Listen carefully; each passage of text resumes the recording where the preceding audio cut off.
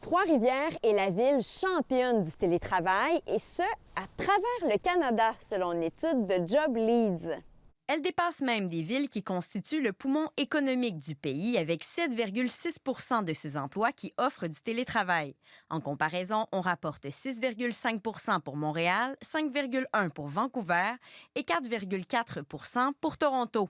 Des avantages nombreux pour cette clinique qui fonctionne seulement avec le télétravail, une opportunité d'avoir des patients partout au Québec, en Alberta et même en France. Un des avantages, c'est vraiment le coût du loyer, ça c'est certain.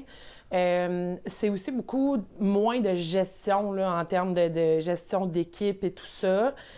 Puis ça donne la latitude aussi aux personnes de balancer leur horaire comme il et elle le désirent.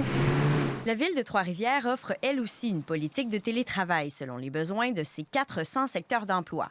Une tendance qui s'est enracinée depuis la pandémie. On veut cette flexibilité-là.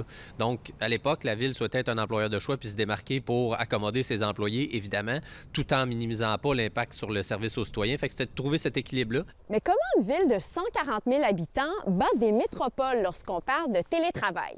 Selon l'étude, plusieurs facteurs l'expliquent. D'abord, le fait qu'il y ait moins d'immeubles commerciaux. Ensuite, que la culture d'affaires, elle soit plus agile dans de plus petits marchés.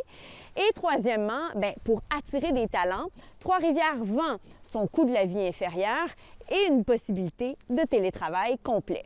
Le télétravail est cependant en recul pour les fonctionnaires fédéraux et provinciaux qui doivent obligatoirement retourner au bureau 3 jours par semaine. Un choix questionnable selon ce porte-parole syndical. Les gens ne travaillent pas en équipe de travail, là. Ils font du télétravail à partir du bureau, là, proprement dit, parce que les gens se parlent virtuellement. Mais attention, le télétravail exclusif peut aussi être néfaste pour le bien-être mental. Le télétravail, comme d'autres aspects de notre vie aujourd'hui, nous amène à beaucoup nous séparer les unes des autres. Mais je pense qu'il faut créer des excuses pour se réunir aussi, c'est important. Selon l'étude, 28 des Canadiens aimeraient que leur patron autorise le télétravail. Ici Alexandra Fortin, Radio-Canada, Trois-Rivières.